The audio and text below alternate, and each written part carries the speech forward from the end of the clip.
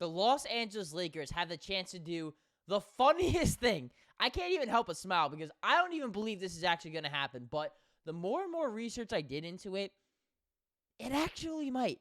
Now, there's no reports regarding this. This is just kind of me spinning off the top of my head and being an absolute NBA nerd. But I will say this. The crazier the idea is, the more I keep talking myself into it. And we're going to tell you how this trade, this potential trade, can help the Los Angeles Lakers solve a lot of their issues. You guys have been screaming his name in the comments, and today is the day that we're going to finally address him as a potential option for the Los Angeles Lakers. And before we get into who that player is, welcome to Lakers Digest here, guys. My name is Hunter Pitcoff, and we cover everything surrounding your Los Angeles Lakers. If you are new to the channel, what's up? Glad you're here.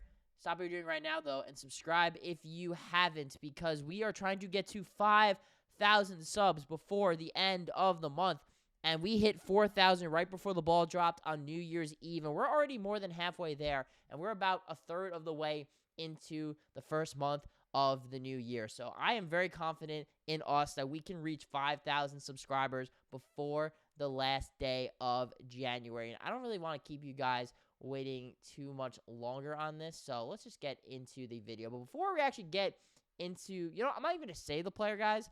I'm going to just show you one picture, and you're going to know exactly who I'm talking about.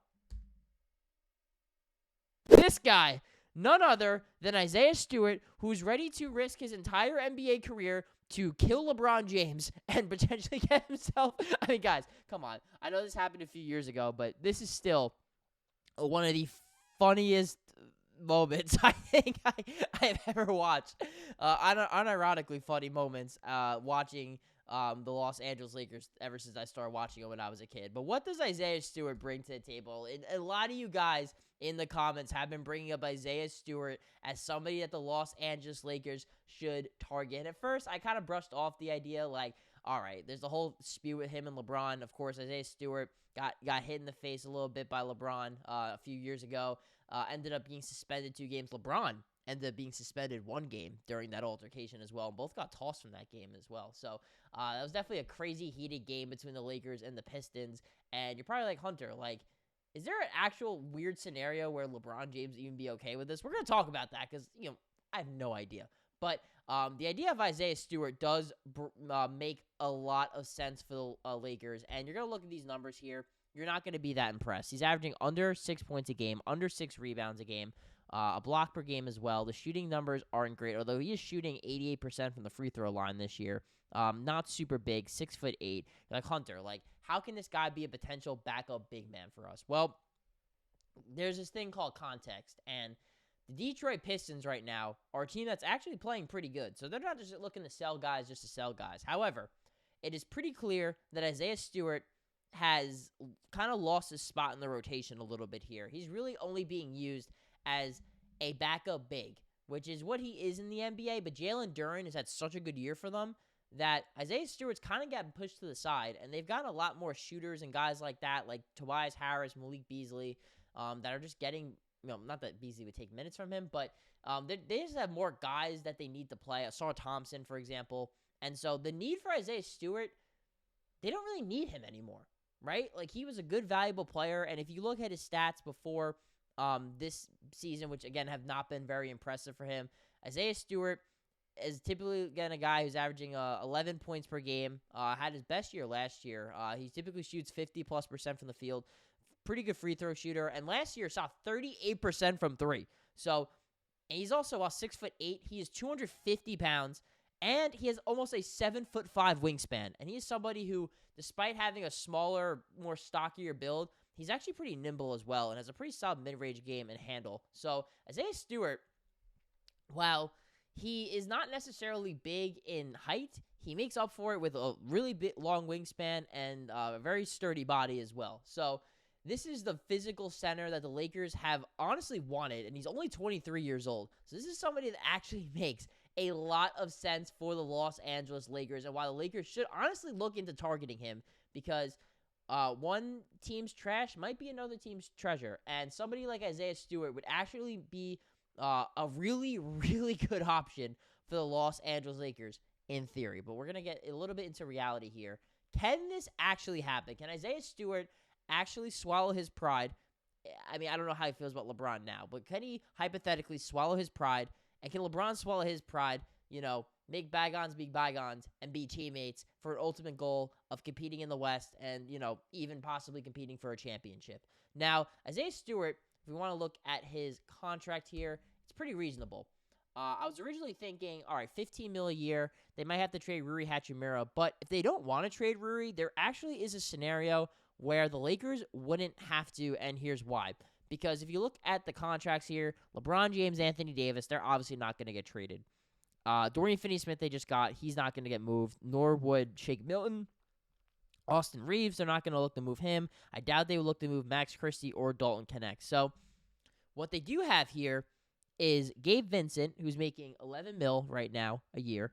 They also have Jalen Hood-Schifino, and then they can also throw in Jackson Hayes as well. So the Detroit Pistons get a backup center, at least who's more athletic like a Jalen Duren. Perhaps that's kind of more what they're looking for. I'm not 100% sure.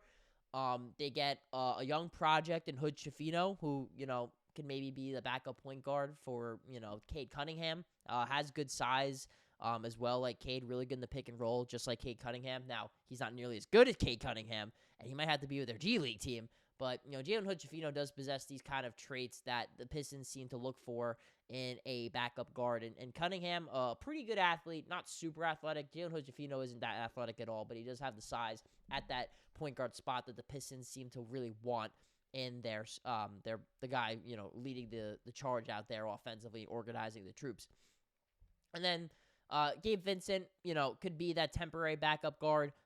He's a good defensive player. The Pistons pride themselves on defense. While he's not necessarily somebody who is a great, doesn't have great size or athleticism, they did just lose Jaden Ivey as well. So they can have somebody who can initiate offense and play off the ball like Gabe Vincent, who also can provide some pretty good defense. And if the team like the Pistons, who relied heavily on Jaden Ivey this year, and he could be back, had that really nasty fall, and it seems like he could be back this year, based on what reports are saying, but if he's not, or he's not 100%, someone like Gabe Vincent can at least come in and really at least help them out in the short term. He's playing a lot better basketball, and if we've ever seen anything from the Lakers, guys that seem to get traded from the Lakers end up playing much better, so perhaps a change of scenery would be best for Gabe Vincent, but of course, the elephant in the room is LeBron. Would he be okay with being teammates with Isaiah Stewart and vice versa?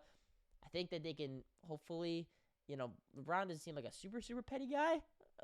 So I think that for the betterment of the team and for competition and to compete in the West, I think that Isaiah Stewart would be okay with playing with LeBron and vice versa. But there also does beg the question too, guys. This is all great in theory. Would the Pistons actually do this? I'm not 100% sure. The Lakers have to throw in some sort of draft compensatory. I don't know if they would take just a second-round pick. I don't know if they'd be willing to give up a first-round pick for a guy like Isaiah Stewart with those numbers. I think they might even just be okay with the second-round pick. He just doesn't seem like he fits the Pistons anymore. They have him signed for long-term. He's only 23 years old, though, and like I said, he might just be a better fit in L.A., and because he can shoot the ball a little bit, I actually think him and Anthony Davis could play next to each other as well. Again, only shooting about 25-ish% from three this year, but he shot 38% the year before. So if he's somewhere in the middle, that's like 32, 33%, which is not too bad. So let me know down below, guys. I know some of you have been begging for Isaiah Stewart trade to happen. Again, there's no actual reports that support this guy. This is just me being a fan of the Lakers, covering this Lakers team, analyzing a situation that actually could make sense for both parties.